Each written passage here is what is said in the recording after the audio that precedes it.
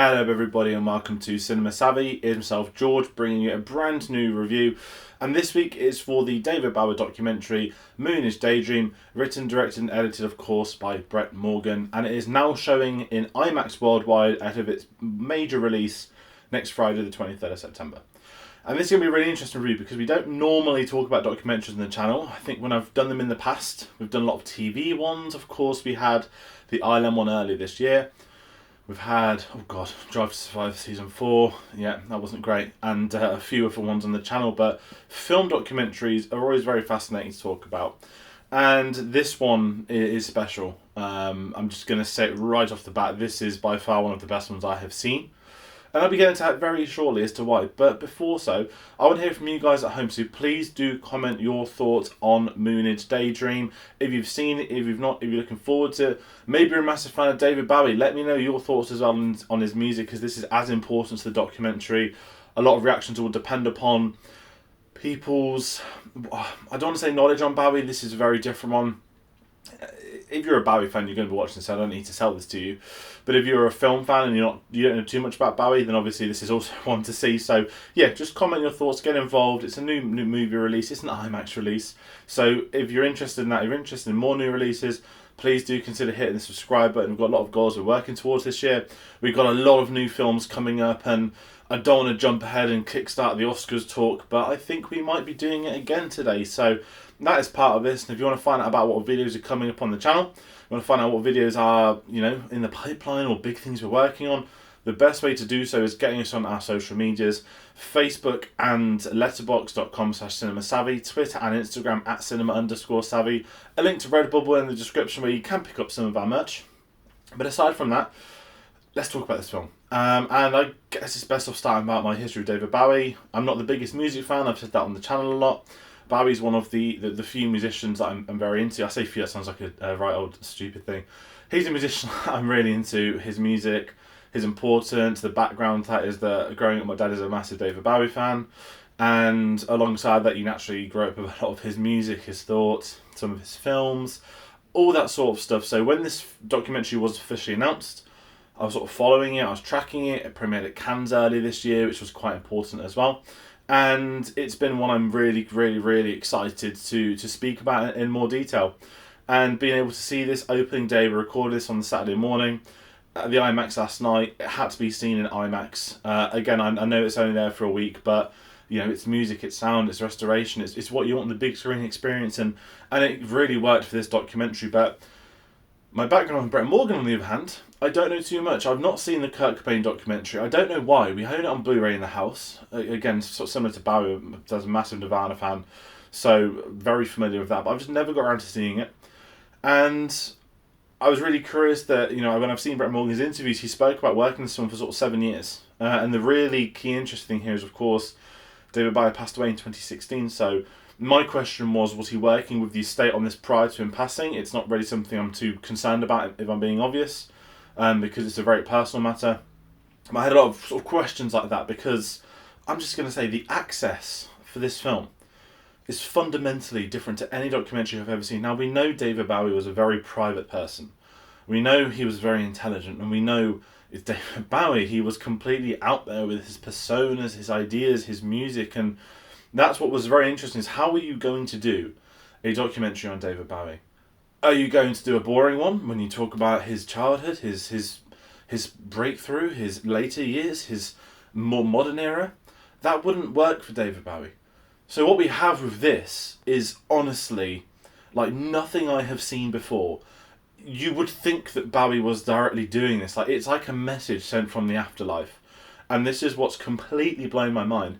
We have access to recordings, and I believe that Brett Morgen said he had over 5 million things from the estate. We're talking arts, short films he had in his spare time, just him walking around. David Bowie's a person that documented his life, and we've never seen much of it.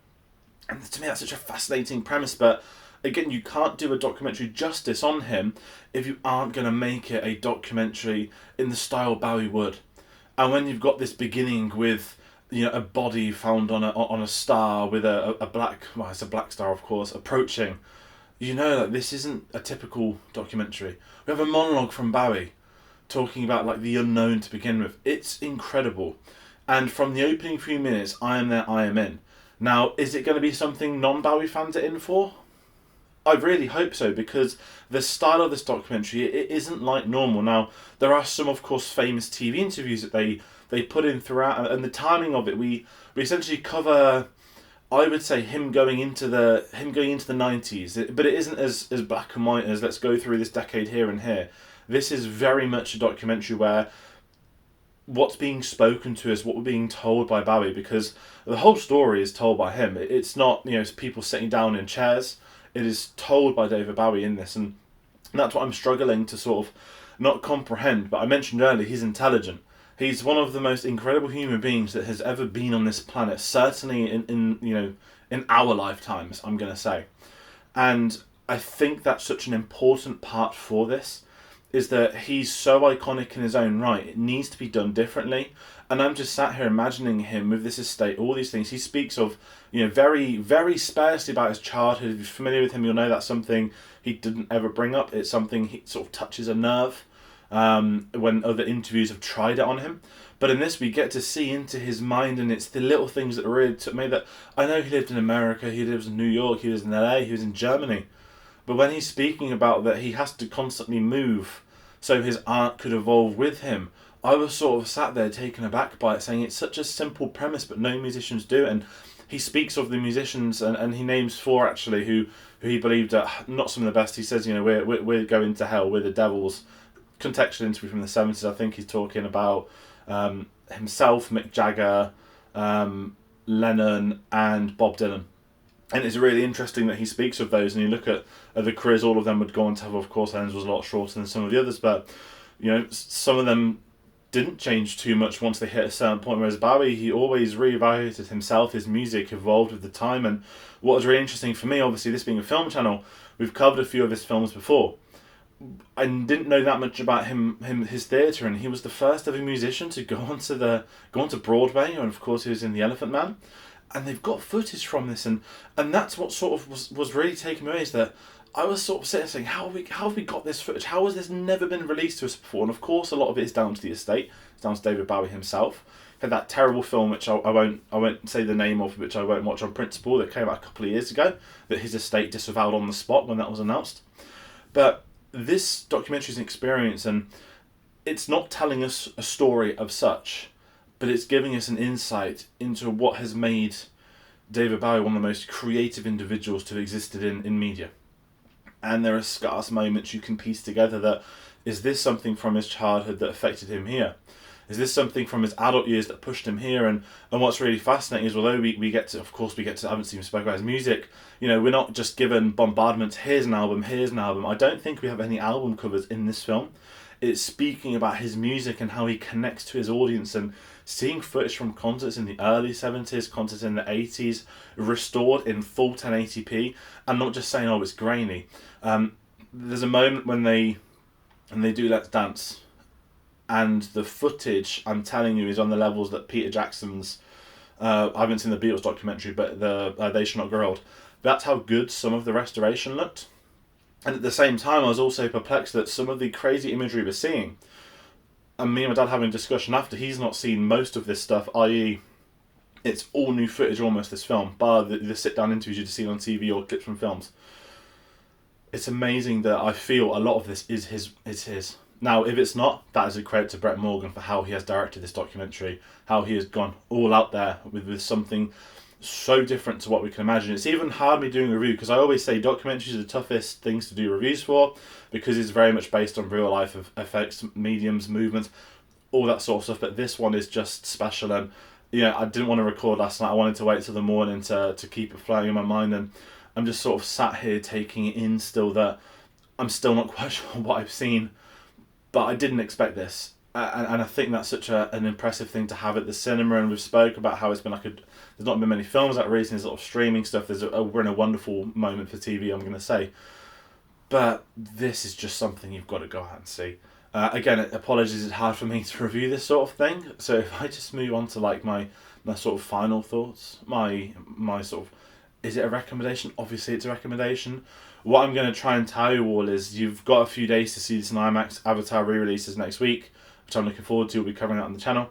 But you've got to see this film. Even if you're not a fan of Bowie, you should really see the insight into him and what's made him, and why he is the way he is, why his fans are, the devotion to him, the different eras of Bowie. Such an incredible person, and his just seeing his story unfold, where his life's taken him, where the adventure's gone. There's nothing like it. I don't think there's ever going to be another musician like him again in our lifetime. I think he was the perfect person for when he rose, and the evolution of technology.